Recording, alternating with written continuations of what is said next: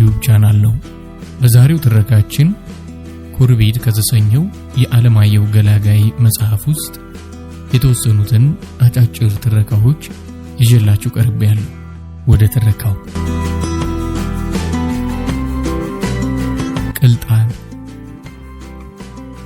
ደራሲ ዓለማየሁ ገላጋይ። ምን እንደሚያሳስበው ሳይታወቅ ሰው ሁሉ አደባባዩን ይሽከረከራል። ውደቱን ከአራቱም አቅጣጫ የሚቀላቅለው ሰው ወዳሻው የሚሄድ ሳይሆን በሽክርክሪቱ ተጠልፎ የቀረ ይመስላል። የ4 ኪሎ ሐውልት ቀጥ ማለቱን ትቶ የትምህርት ሚኒስቴርን ህንጻ ቢደገፍ አማስሎ አረፍ ያለ ወጥ እንጨት በመሰለ ነበር። የሚያቸፈጭፈው ዝናብ እሽክርክሪቱ ላይ የሚነሰነስ በትን ሽሮ መስሏል። አፍንጫውን ወደ ቤተ መንግስቱ አቅጣጫ ተክሎ የሚያነፈንፈው ሚኒባስ ታክሲ አልሞላ ብሎ እያዛጋ ነው። እንደ መሄድ እየቃጣ መለስ ይላል። ገባሁና ቁጭ አልኩ። ከወደ አደባባዩ እሽክርክሪቱ እየተፋቸው አንዳንድ ሰዎች ቢመጡም አቅጣጫችን ከአቅጣጫቸው ስላልገጠመ ቆም እያሉ ሌላ ታክሲ ይጠብቃሉ። ሲመጣ ይሮጣሉ። ካዛንቺስ 22 አዟፍ ወያላ እስከ መንገጭላው ተበልቅጦ ሲጣራ ኑ ላንቃዬ ስር ከዝናብ ተጠለሉ የሚል የአውቶቡስ ፌርማታ ይመስላል። ሰው የማይገባው ሰፊ አፉን በመፍራት ይሆን ስላስቤ ተነጫነጭኩ። እንዳጠዳደፌ ቢሆን ፊት ለፊት ከተኮለኮሉት ላዳ ታክሲዎች አንዱን ኮንትራት ይዤ በተፈተለኩ። ግን የሂሳቡ ቁንጣጭነት እያስፈራራኝ አልደፈርኩም። ካዛንቺስ መናኸሪያ 22 ፌርማታ አልኩ። አንዱና አንዲት ሴት ተጣብቀው የተወለዱ መስለው ድንገት ዱብ አሉ።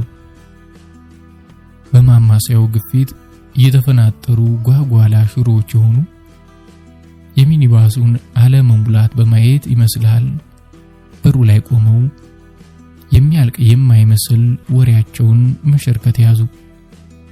ለዝናቡ ደንታ የሰጣቸው አይመስሉ፣ ለሰው ደንታ የሰጣቸው አይመስሉ፣ እንደውም ለፈጣሪም ደንታ የሰጣቸው አይመስሉ።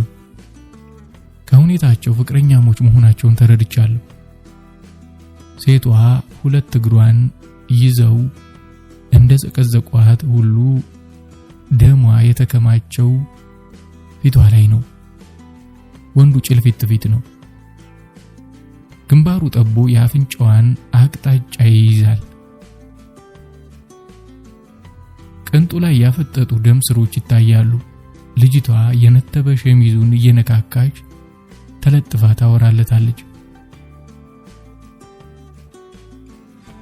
ፍቅር ያዘን ብሎ የምን ደንበር ገተር እኛም አንድ ሰሞን እንዲህ አድርጎን ነበር ያልኩ በልቤ። አሁንም ችኮላዬ ለሌላ ሳይሆን ሳልጠግበው ለተቋረጠ የጫጉላ ወግ ነው። የሞላ ካዛንቺስ 22 ስለምን ይሆን የሚያወሩት? ከልብ ታወራለች፣ ከልብ ያዳምጣል።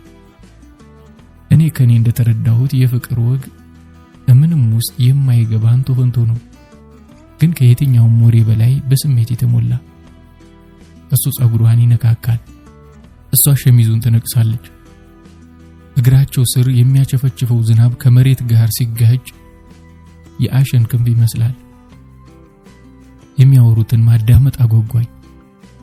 አንቀሳቅሰው ወያለው ሹፌሩን ያዛል። ሄደት መጠጥ በል ነው።